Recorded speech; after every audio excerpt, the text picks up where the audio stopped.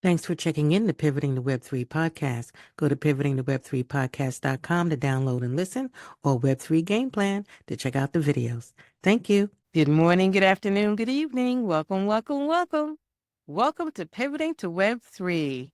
Pivoting to Web3 podcast, and soon to be Pivoting to Web3 podcast, and technology is going to be included. We're getting ready to bring in different types of guests with different aspects of technology and grow with Web3 and get involved in the other applications that are taking place and emerging trends. But until that time, I want to introduce you to Tom Altman. And Tom is a fractional CTO, over 25 years experience in technology and innovation. He's known for laying the foundation of technology concrete. Tom helps businesses align their tech strategy with growth objectives, fueling growth by strategically aligning technology with vision for bold innovation. He was a DJ turned web developer and then ended up in management and everything else in between and beyond that. He's now C-suite, and he's going to share with us some insights to technology, foundation, growing into the future, and how to strategically survive and thrive. Tom, say hello to your audience and ours. How are you today? Let us know.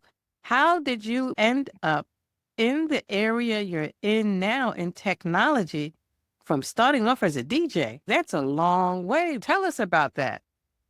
Thank you, Donna. You made it sound so much more magical than I was thinking. Wow. I better have to get a copy of this so I could put that on my resume, because wow. But no, thank you so much. Yeah. Radio DJ back in the 90s, enjoyed it. I realized that I was more of a technical guy, so I went back to school, learned how to be a web developer back in the 2000s when websites were coming online, and it was just a great time. And I realized then, Donna, that I was not a very good web developer. And when you're not a very good web developer, you either quit or become management. So I went the management route and worked my way through the ranks and spent about the last 15 years or so working in e-commerce. And that is where I became a CTO. And I've really just enjoyed the whole technology spectrum from soup to nuts, all the home automations and all those things. Being in e-commerce when it was growing up was wonderful for me. So that's where I cut my teeth. Thank you very much for having me. Thank you for reaching out and wanting to be on Pivoting to Web3 podcast. Tell me, being in the CTO area, you're in that C-suite. And in the C-suite, you got a lot of vision, you've got a lot of mission, but you have a lot of changes. And with all the changes in AI and all the different applications, tell us, how do you decide what to do in regards to managing the change in the culture? What are some tactics and tips you can share before we do a deeper dive in the technology and integrating with different companies? Sure. Like you said, my kind of elevator pitch to people is I like to pour digital concrete. When you start to think about concrete, you start to think about the foundation of a company, foundation of things. And so if you don't have your foundation solid, then you can run into problems the higher up your building gets or your company gets. What we like to do is start out by digging into the systems that you have and drawing out a map and lines back and forth. So we really get a feeling of what is the base of your company. Once we have that established, then we can say, okay, what are the processes that you use in each one of those systems? And once you have those processes defined, you start to see where there's maybe some cracks, places where we can come back, fill in, make better. But also, as we look into the future, as you mentioned about AI readiness, is where can we start to gain some efficiencies? Because I think that's what technology has done for us, right? It's been the thing that continues to make us quicker, faster, better. When you get those SOPs all dialed in and really documented well, we see opportunities there for technology to come in and help make a company even more efficient. So with that said, you have all the business processes, you have the people, and you have the processes. On the process side, can you think of a time recently that you've had a company that was quite antiquated and what your company did, or the vision and the strategy that you put in place, and what the outcomes were? Let me tell you about a company that I was working with, e-commerce. And so where we're starting to see SOPs, or maybe just the ways that we deal with customers. So this was a customer that did online selling, and they were having trouble because they had a high number of products. So this is a company that had 100,000 products and 9 salespeople taking phone calls to help answer those calls. We really only ever sold 7,000 products, but they had this catalog that was a mile deep and a mile wide. One of the most interesting questions had to do with questions that customers would call in about their remote controls. What we found was a really interesting solution. We took the product manuals for all the remote controls and put them in a knowledge base. We stored those up and allowed AI to read them. At the same time, they would answer questions that would come up. So it was just a perfect resource for those sales teams to be able to, or the sales people to, when they were on the phone with the customer, they could type in an answer that they might not know. And that would go out, hit those manuals, and provide great answers they probably already knew, but had forgotten because there were just so many different ones. So I see a huge piece of this happening right now. You get sold this idea of chatbots, and those chatbots are getting better all the time. Even just access of your own employees to get information quicker, faster than thumbing through or opening up a PDF is one of the ways that we're seeing AI being able to surmise information and help people get to the right piece. And then it gives you a source. So if you really need to go in and look at that page of the manual, then boom, you one click right there. So that's one minor way that's been happening a lot in places that we've helped people. So it sounds like, if I understand what you just said, everybody that's worried about losing their jobs to a bot or some automation can really enhance your job and what you're doing and save time, or be able to give you quicker information more efficiently and effectively, which could improve morale and the entire culture of an organization, just including additional technology and insights for the employee and for the customer. Am I understanding that correctly? I think you nailed it. One of the words I get tired of hearing so much is busy, right? And that happens in our personal lives and it happens in our professional lives. We get busy doing these tasks. And I think what you're going to see come in is we're going to be able to either automate these tasks, or we're going to allow these AI agents, which is a helper that can come along and you can give either the agent or the automation one of your tasks, and that will still leave time. I think one of the most perfect examples of that, if we think financials, is most companies have a lot of invoices that have to get matched up with POs. So what we're seeing now is AI automations, agents that are going to come in. They're going to take a look at all the invoices. They're going to match up the POs. And using the 80-20 rule, 80% of the POs match an invoice. There should be no reason why we shouldn't check them off the list. And then that takes that financials team down from a 2 to 3 hours a day to something that might be 2 hours a week. That's just one great example. And there's always going to be POs and invoices that don't match. And that's when we want the finance team to jump in and figure out, hey, what happened here? But there's so many times when they're just checking the box. And what we also find is they actually get better at inspecting that 20% because they haven't mundanely clicked through the other 80.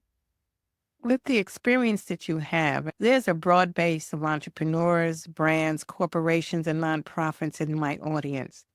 What are some of the other areas that you've seen that would really benefit, or can you give us some additional insight on who's really positioned in the type of sector or industry or company that would work well with AI for what's out there today? I know there's a lot of changes taking place and it's quick. What's happening today may not be happening in a few months, but if I was listening, how do I know I've got the type of business, and what do I need to be able to move forward and bring in AI? Do I need a certain amount of data, or a certain amount of employees, or a certain amount of systems, or the type of systems? Can you give us some insight for those that are positioned now that could utilize your services with additional technology? I can think of 3 examples based on what you said. Let's start with HR. HR tends to get a lot of questions, and sometimes those questions are repetitive. That's when we hear those emails that come out that are saying, hey, I've been asked 3 times a day. Next week is a holiday, and the day we're taking off is Friday. Imagine if the employee handbook was something that the employees could chat against and ask, hey, when are we taking 4th of July this year in the United States? Oh, it's going to be this day, and we're doing that because of these reasons. So that's one easy example of a product that everyone probably already has. They've already established what days they're taking off, but the questions boil up as those holidays get closer. When you mentioned nonprofit, that's close to my heart. Helping these organizations do better. They're always low on resources, low on people, and unfortunately, sometimes volunteers aren't always the most experts at doing everything. So that's where you have a plethora of knowledge base that you can bring together. Knowledge, be able to answer questions. These are smart people that are volunteering, but they just may not have access quickly to the data. So this is a place where you can align a knowledge base or some sort of a chat function to help them get answers that they need. I was meeting with a nonprofit today, and they're always looking to find all the grants that they can find. This gentleman and I had a great talk. He's going out and searching the web for grants that he can apply to, and he's using agent to go do that for him. Then he's taking that information and storing it temporarily, and then using his grants that he's wrote in the past to write drafts of grant applications for the future. He's in a small nonprofit, and he's the only one working there. His hope is that he can take a burden of that time, the long time to search for grants, and then use his knowledge that he's already used building the last few grant applications to write a preview. That's an opportunity for him to maximize his time, and then hopefully getting a little bit more money, and he can build the system up for himself. The third way that I can think of is when you think about people that are overtaxed and overworked at times, that's where we get into more of this automation pieces. And I think there's so many things that just have to get done in a day's business. If we can find those SOPs and read through those, sometimes that stuff that just has to get done is also some of the most boring work that people do. We get that off their plate, and now it's a little bit more enjoyable to be at work, and they just have a little bit more fun. So I think those are a few ways I would recommend. When people are thinking, what is it that I can do? Look through your SOPs or ask for some help to make sure you have SOPs and see where those efficiencies can take place. That's a good comment right there, because there's a lot of businesses that don't have SOPs or standard operating procedures and need that developed. But before we go down that rabbit hole, I really want to talk about the C-suite, the fractional CEO. Yeah. How does that come into the innovation piece or the real acceleration of a company in their mission and vision? How does all that work together? What is a fractional? Let's just go for it. What is a fractional CEO, CTO? What's this fractional piece that everybody's talking about in the last few years? It's not like a fractional piece of pie, Donnie, of whole pie. No, talk about fractional executives.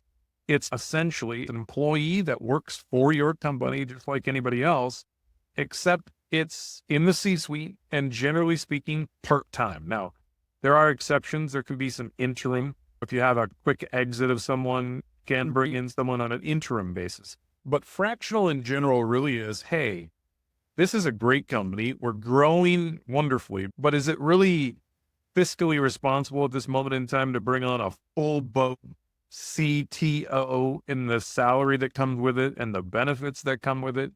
Generally speaking, it might not be. I think this was started about 10 years ago, very popular in the CFO space. It was not uncommon to see fractional CFOs come in and work with the controller and be 1 day a week, 10 hours a week kind of person that could come along, go to the meetings, understand the problem, make sure that the finance team is on track, and then let them execute just like they would if you were there. And I know in my role as a CTO, there's been a lot of times that I find myself doing work that probably wasn't CTO level work, but it just had to get done. So then I did it. And then I started to think about how much money was spent when I was doing those remedial tasks. When I talk to people that are in business, they say, wow, I really wish this fractional thing is around a long time, because I could have hired a fractional CTO, a fractional CIO, information specialist, and maybe even a fractional CHRO. We have a handful of CHROs that work at Altus CXO, and they do a great job, get the things done, and then let everyone at that business do their work. So the kind of one phrase is fractional are part-time C-suite people that bring a lot of experience to you at a reduced price for the company. That's true. It sounds pretty good, though. It's good for quite a few people that I'm starting to hear about fractional this and fractional that. And thank you for covering that. When you're looking at a company and their strategies, what type of data do they need to have? Whether they need a strategic plan or a communication plan, and some have no plans at all. How do you know you can help them? What is your assessment tool? What do you guys use to decide whether you're going to work with a company or a solopreneur, or is there a minimum employees or a size that you're concerned or want to work with?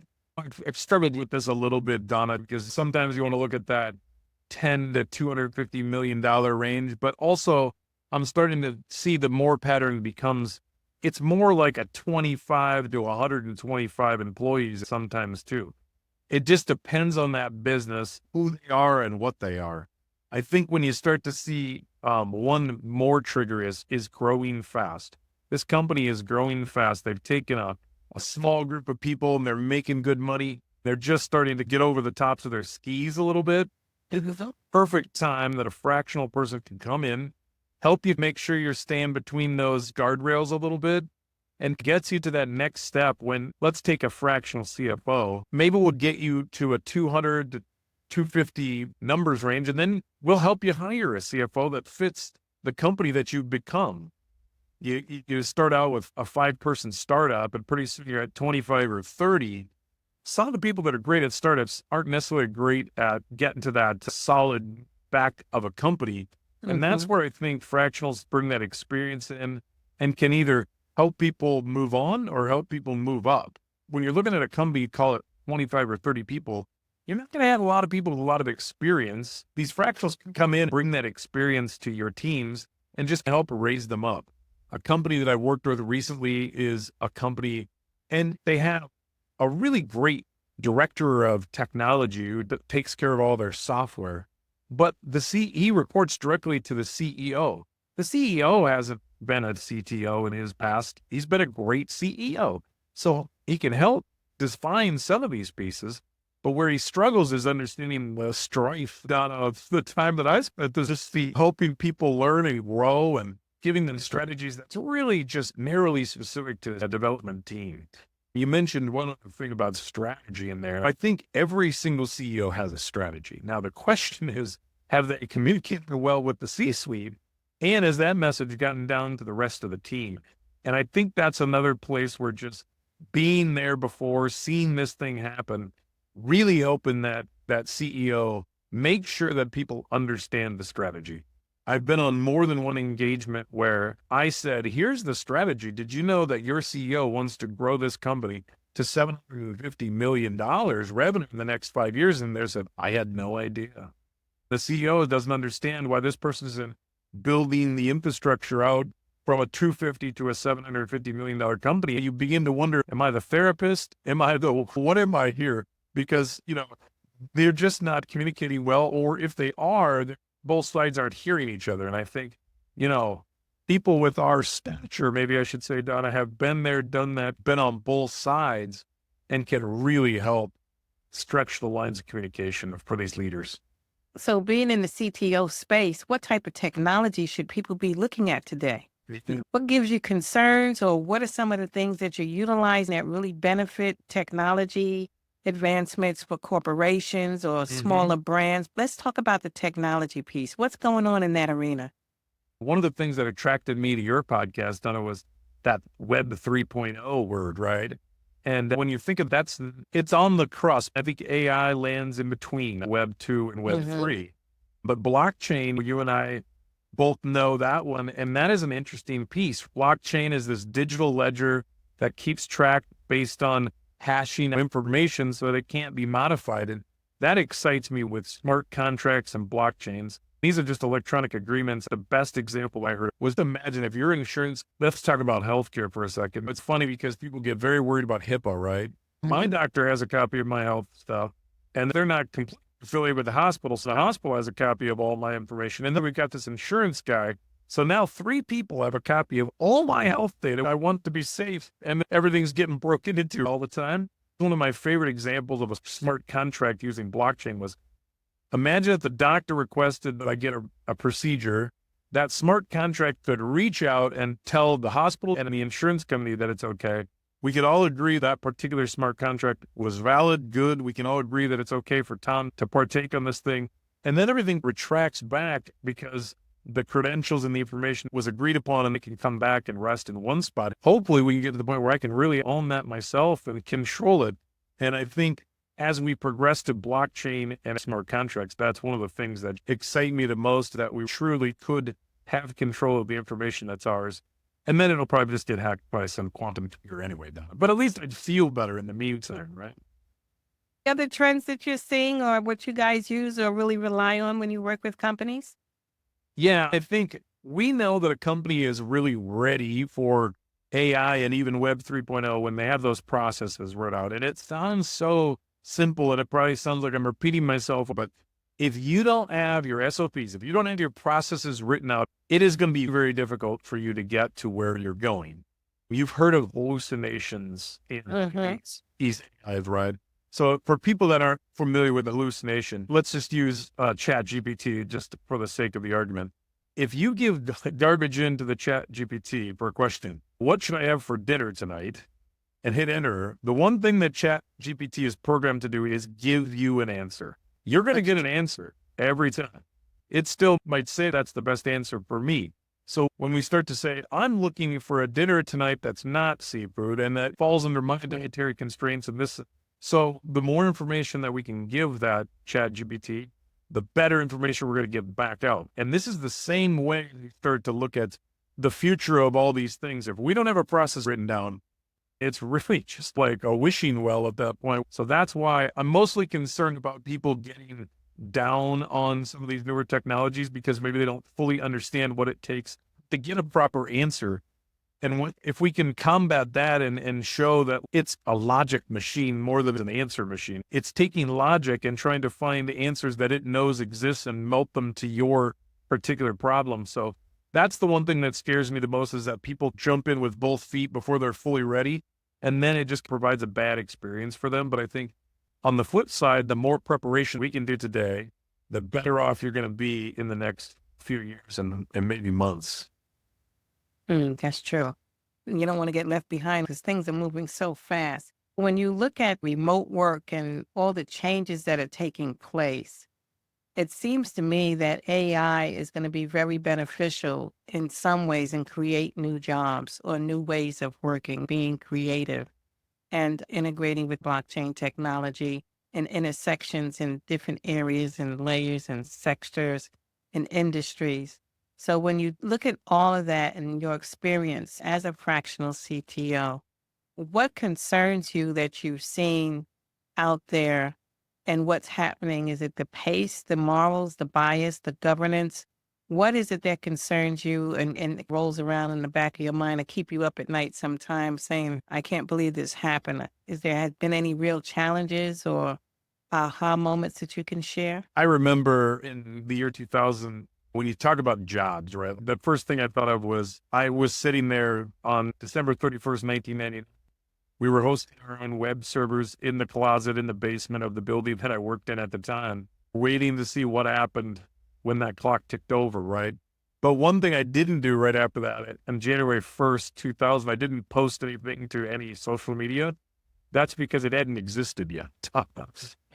I think of all the jobs that have been created from 2000 till now that were just non-existent 20 years ago. It's almost hard to imagine the number of jobs that will be created by all of this. It reminds me of the word exponential growth. When I see the word exponential, I think of that hockey stick growth curve that goes up. And I think, oh my gosh, that's the hardest part, to really understand how much things are going to be changing. And so I think a couple things: don't get locked into any certain product or platform today. You really need to know your business as much as you possibly can, because the uniqueness that you have is all about your business. These AIs, chatbots, blockchains, they're going to conform to you. The one thing that's unique to you is your business and your story.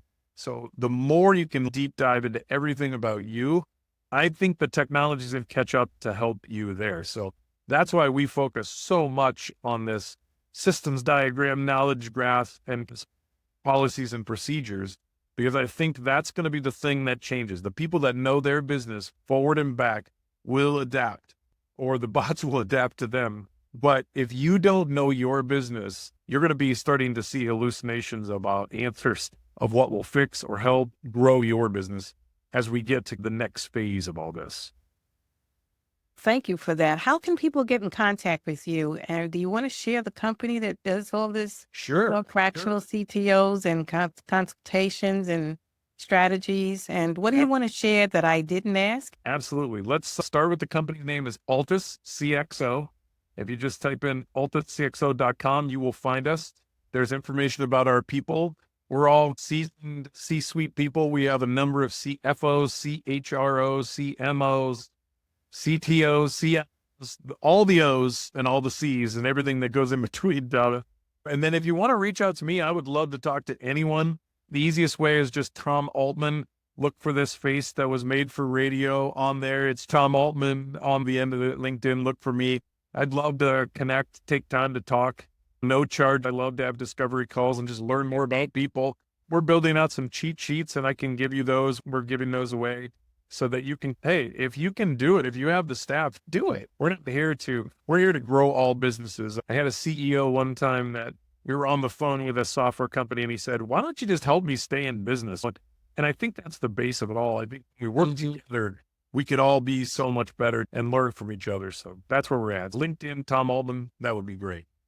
And everybody can find you also on Pivoting to Web3 podcast. You have a page there. It's going to be Tom Altman and a lot of the great information he shared. So thank you, everyone, for listening. Thank you, Tom, for being on Pivoting to Web3 podcast. I am excited and we're shaping tomorrow together. Thank you so much and look forward to seeing you again. Thanks for checking in the Pivoting to Web3 podcast. Go to pivotingtoweb3podcast.com to download and listen, or Web3 Game Plan to check out the videos. Thank you. We're shaping tomorrow together.